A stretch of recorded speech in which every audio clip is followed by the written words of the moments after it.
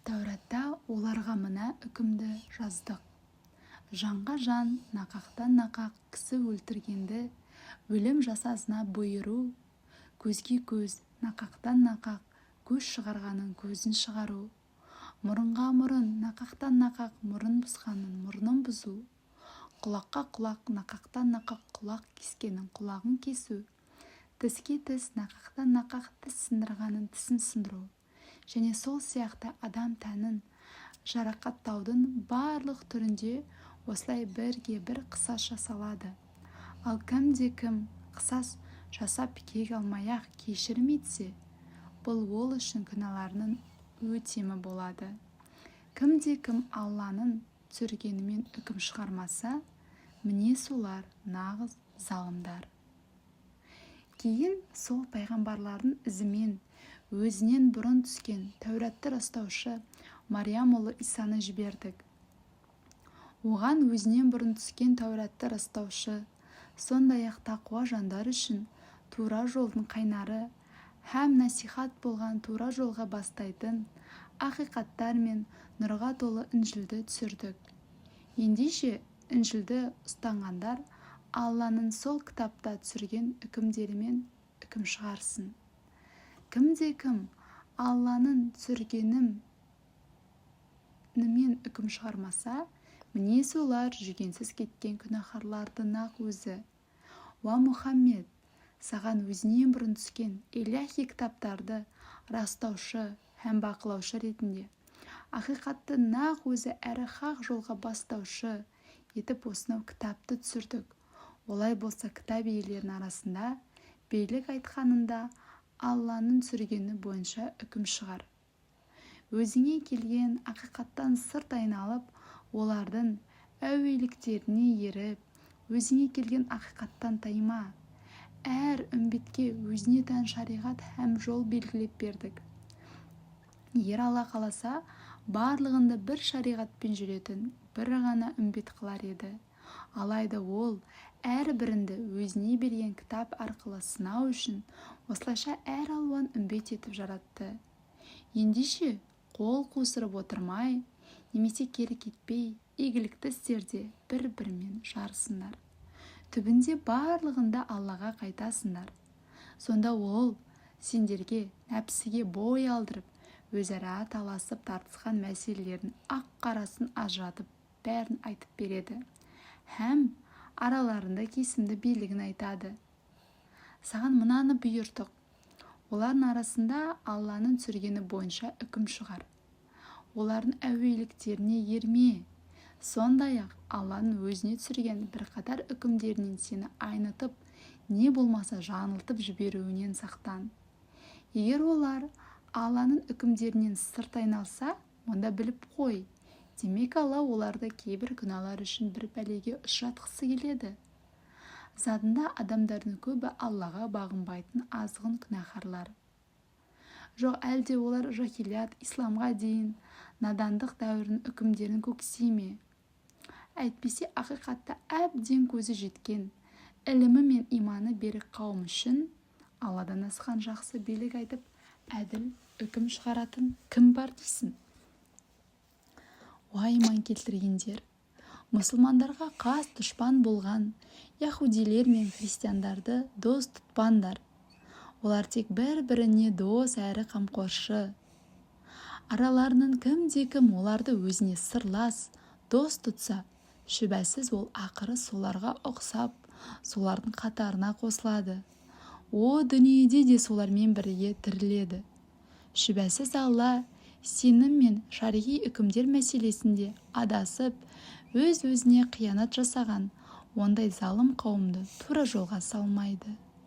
Уа Мұхаммед, жүрегінде дерті бар 200-лердің жағдай аяқ астынан өзгеріп, басымыз бәлеге қалама деп қорқамыз десіп, сол залымдармен дос болу үшін бір-бірімен жарысқанын көресің.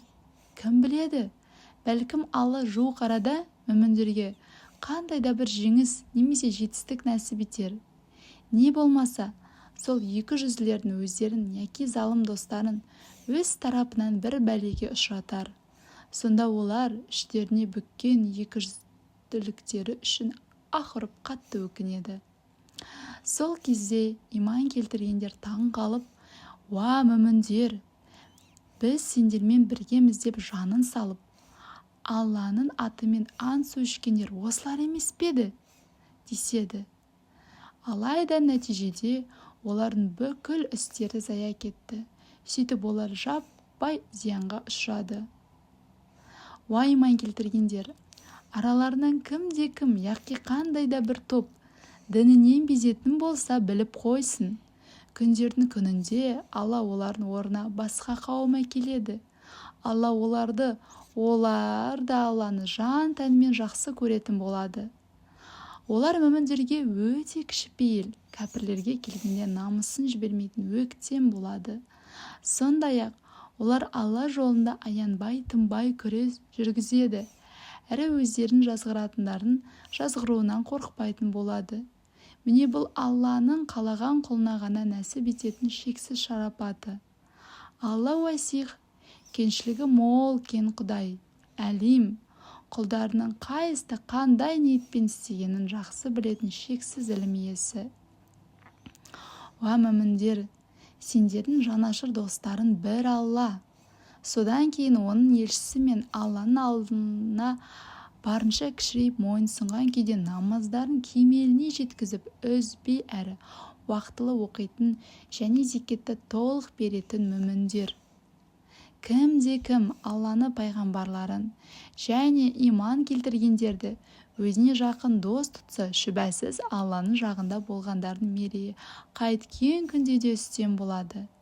Уа иман келтіргендер, сендерден бұрын илахи кітап алғандардың арасынан діндерінді мазаққа һәм ойын күлкіге айналдырғандар мен һәм өзге де уахи илахи кітап және хақ дінді қабылдамайтын кәпірлерді жақын дос тұтпаңдар. Шынымен мүмін болсаңдар, Алладан қорқыңдар, яғни Алланың пәрменіне қарсы келуден барынша сақтаныңдар. Азан айтып намазға шақырғандарында олар мұны мазаққа һәм ойын күлкіге айналдырады. Түрлеріне қарамай сөйтеді. Өйткені олар ақылға салып ойланбайтын, ақиқатты түсінбейтін сана сезімі төмен қауым. Оларға, уа кітап иелері, шамасы сендер бізді Аллаға өзімізге түскен кітапқа һәм өзімізден бұрын түскен Тәурат, Інжіл сынды илахи кітаптарға иман келтіретін болғандықтан жақтырмайсыңдар. Ал өздеріне келсек, басым көпшілігін тура жолдан тайған азғынсыңдар деп айт. Оларға сендерді Алланың алдында ең жаман жазаға лайық болғандарын жай күйінен хабардар етейін бе? Олар Алланың қарғысына қалып, рақымынан мүлдем аласталған һәм қаһарына ұшырағандар. Алла олардың бір бөлігін маймылға, енді бір бөлігін доңызға айналдырып, тағы біреуін тағутқа, шайтанға, жалған құдайға, ел жұртты Алланың ақ жолынан тайдырушы зұлым күштерге құлдық ұратын бишаралар етіп қойған.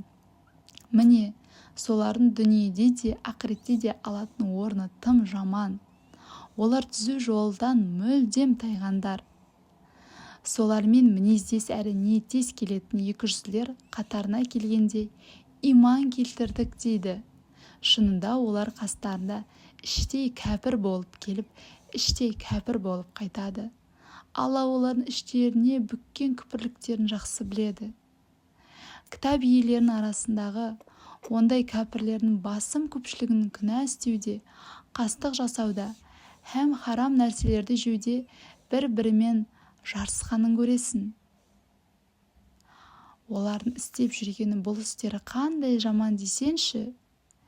Ең болмаса араларындағы елді тура жолға шақыратын діндарлары мен ғұламалары, оларды ауыр күнәға батыратын сөздер айтудан және харам нәрселерді жеуден тыйса игі еді. Бірақ қайдан? Шынында олардың өздерінің істеп жүргендері істері де онып тұрған жоқ.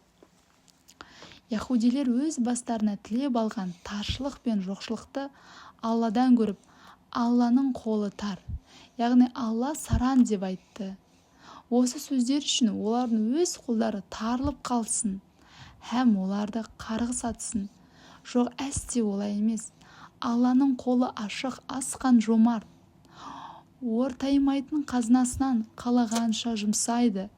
Расында саған Раббыңнан түскен аяттар мен нығметтер олардың басым көпшілігінің азғындығы мен күпірлігін арттыра түседі. Сонымен қатар біз олардың арасына қиямет қайымға дейін жалғасын табатын дұшпандық пен өшпенділік салдық. Олар пайғамбар мен мүміндерге қарсы соқыс отын тұтатқан сайын Алла оны сөндіріп тастайды. Алайда олар бір сәтке де тыным таппай жер бетінде бүлік шығарып бұзақылық жасаумен болады. Алла лаңшыл, бұзақыларды жақсы көрмейді.